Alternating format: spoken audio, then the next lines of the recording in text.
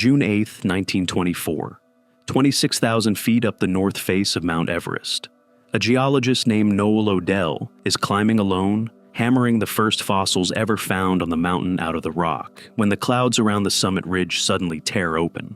On a crest of snow beneath a step of rock, he sees a tiny black spot.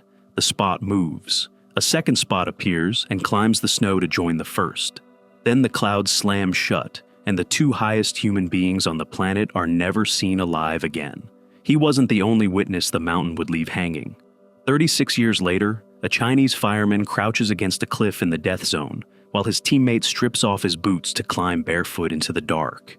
36 years after that, a pair of green boots appears in a shallow cave, and for 3 decades, the world calls the body inside by the wrong name.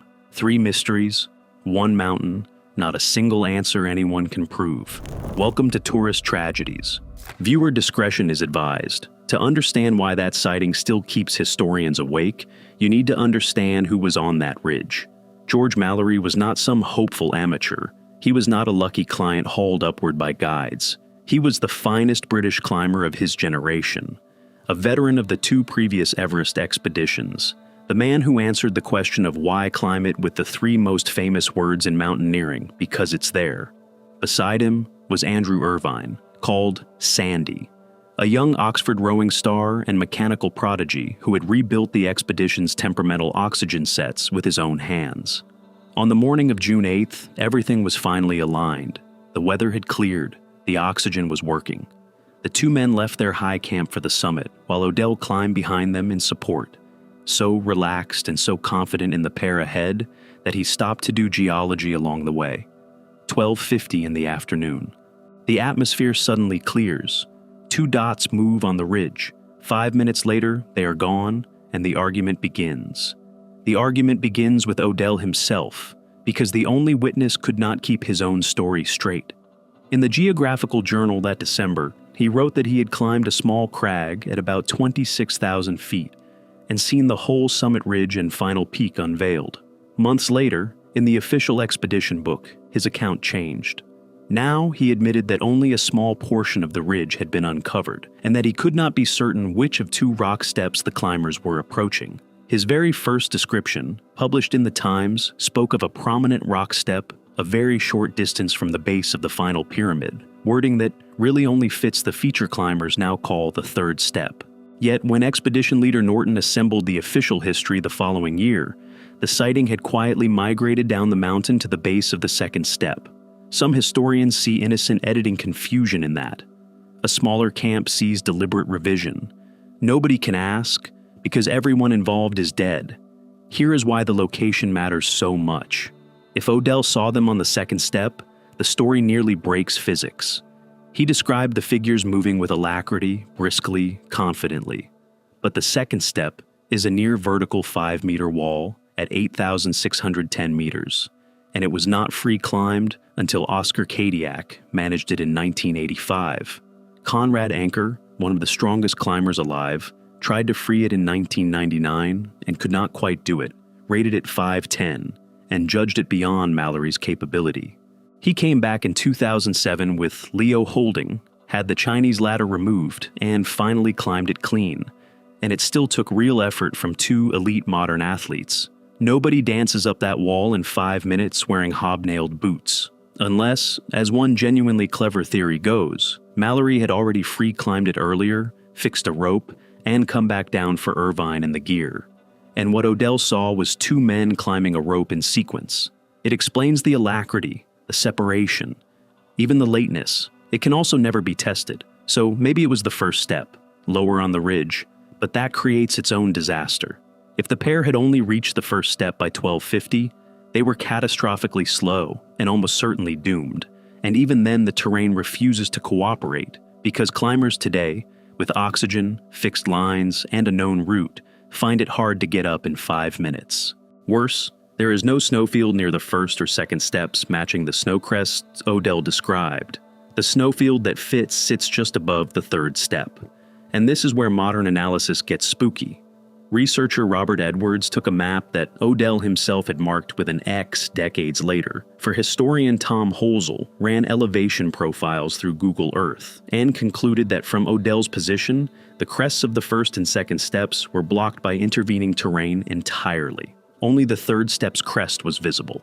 If that is correct, Odell can only have seen them minutes below terrain that poses no further difficulty before the summit itself. Except, the clock says otherwise. Days earlier, Norton and Somerville had taken more than 6 hours from a comparable start just to reach their high point, still a long way from the third step. Believers answer that Mallory and Irvine had oxygen and Norton did not, and that a third step position implies roughly 275 vertical feet per hour. Good time for the altitude, and a sign the oxygen sets were working perfectly. Then, in 1999, a research expedition stood exactly where Odell had stood, and climber Andy Politz reported that all 3 steps were clearly visible without any problem, flatly contradicting the sightline analysis. Even the witnesses to the witness cannot agree. Meanwhile, the bodies keep their own counsel. Mallory was found much lower on the mountain in 1999. Irvine has never been found, though Xu Jing, a Chinese climber descending in 1960, reported a dead man lying on his back in a rock hollow high on the ridge, and in 2024, Irvine's foot melted out of the central Rongbuk Glacier thousands of meters below. How the body traveled that far is a mystery inside the mystery. So did they make it? Every piece of evidence bends a different direction. If Odell saw them at the third step, the summit was minutes of easy ground away, and success was nearly inevitable. If it was the second step, the sighting requires either an impossible feat of climbing or a rope theory that can never be checked. If it was the first step, they were hopelessly slow and probably finished. The same 2 tiny black spots support all 3 verdicts at once. How do 2 of the most celebrated climbers of their era vanish inside the 1 5-minute window when a single oxygen-starved geologist happened to be looking and leave a full century of experts unable to agree on which rock they were standing on?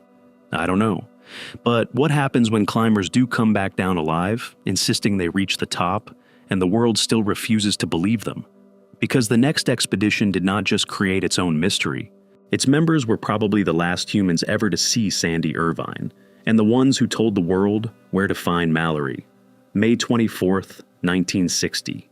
The second step, the same 5-meter wall that anchors the entire Mallory debate.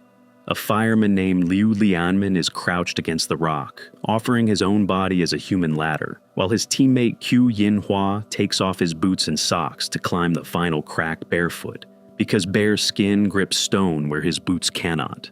This was not sport. It was statecraft.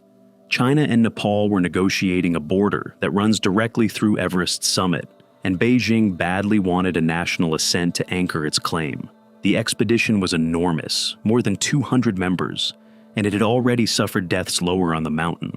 Now, in deteriorating late May conditions, everything came down to 4 men, Wang Fuzhou, Liu Lianman, Qiu Yinhua, and the Tibetan climber, Gonpo, standing beneath a wall that had turned back every attempt.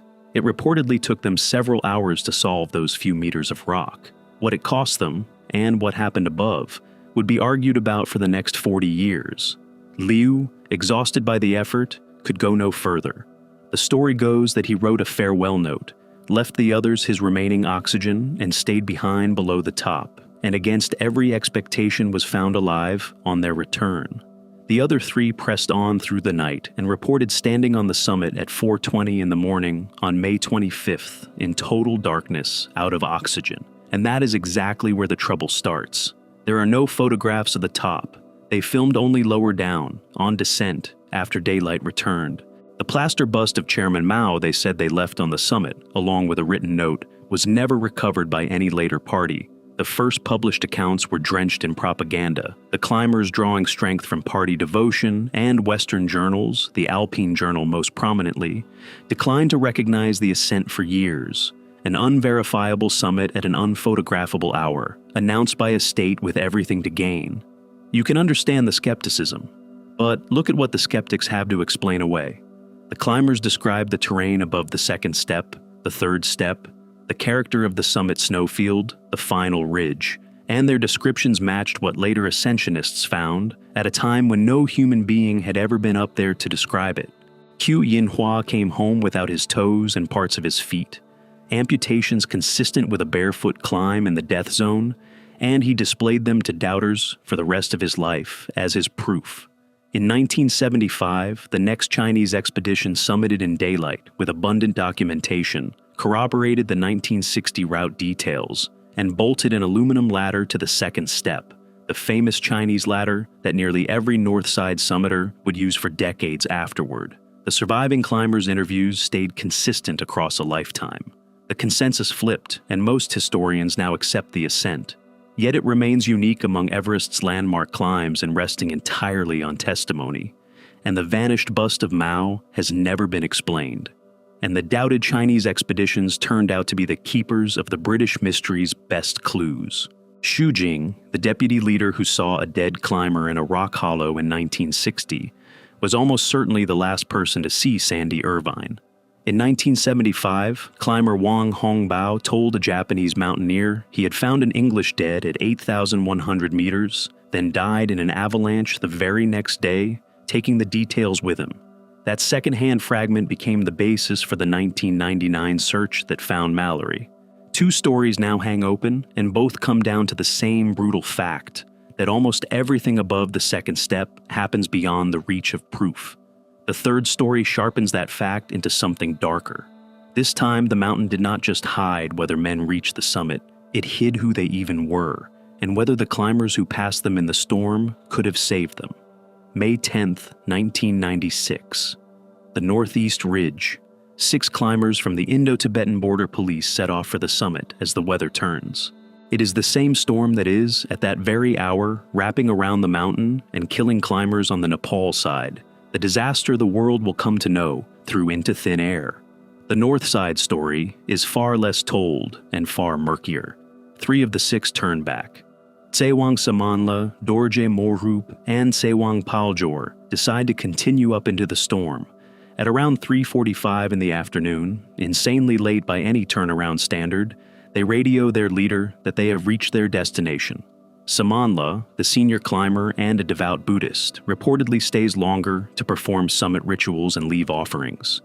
But conditions are so poor the summit is never confirmed, and later, analyses suggest that in the whiteout, they may have stopped as much as 400 feet below the top, mistaking a lower prominence on the ridge for the summit itself. India's official record credits the ascent to this day. Most independent chroniclers treat it as unlikely. There is no way to adjudicate it, because the only 3 witnesses were last seen as 2 headlamps above the second step, descending into the dark, and none of them came home. The next morning is where the written record splits in 2. 2 climbers from a Japanese expedition out of Fukuoka head up the same route with their Sherpas and pass the Indians. The Indian account, written by P.M. Das in the Himalayan Journal in 1997, is specific and damning. It says the Japanese radioed that they had encountered Morup moving slowly between the first and second steps, that he had refused to pull gloves over his frostbitten hands, that he was struggling to unclip his carabiner at the anchor points, and that they helped him through a rope transition, then continued to the summit. Reports at the time, amplified worldwide by a famous Financial Times piece, went further, alleging the Japanese passed both dying men with barely a word, twice. The Fukuoka team's response was categorical denial. In storm conditions, with everyone masked and goggled, they said they never knowingly encountered climbers in distress and believed the figures they saw were dead or from another team. Investigators later noted the accusations rested on radio hearsay. The harshest claims were walked back, and the Indian force itself softened publicly. But Das never retracted his version either. Both accounts describe the same ropes on the same morning, and at least one of them is wrong. Then there is the body. For 30 years, the corpse curled in a rock alcove below the first step. The landmark every Northside climber knew, as Green Boots, was identified as Paljor on nothing more than boot color. In 2026, DNA testing announced it was Dorje Morup, which means the man the world had written off actually fought his way down, past the first step alone, with ruined hands, exactly as the supposedly fringe account implied. Quick heads up, I drop exclusive videos you won't find anywhere else, so subscribe to be notified. So, what actually connects a vanished English pair, a barefoot Chinese fireman, and a man photographed for 3 decades under the wrong name? High-altitude physiologists have documented it for generations, and climbers have a blunter name for the place where it happens. Above 8,000 meters in the death zone, the human brain runs on a starving fraction of its oxygen. Memory stops recording properly. Perception distorts. Judgment collapses. Every witness up there is, in a clinical sense, an impaired witness. Odell watched the most important 5 minutes in mountaineering history through a hypoxic brain at 26,000 feet, and his own accounts began contradicting each other within months. Wang Fuzhou, Qiu Yinhua, and Gompo stood on their summit, if they stood on it, after a sleepless climb through the night, out of oxygen, in darkness, physically incapable of producing the one photograph that would have ended the argument before it started. The Indian trio radioed a summit that may have been 400 feet of whiteout away from the real one. And then comes the second stage, because what the death zone garbles, sea level edits. Every one of these stories was rewritten afterward by institutions with a stake in the outcome. A British expedition managing a national legend moved a dying man's last known position from one rock step to another. A Chinese state managing Cold War prestige wrapped a real climb in propaganda so thick that the truth inside took 40 years to be believed.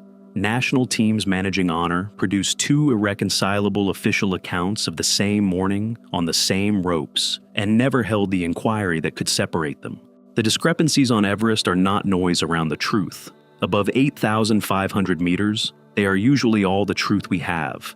The mountain does not only take lives, it takes the record of them and hands the survivors a story that no one, sometimes not even the teller, can ever fully trust again.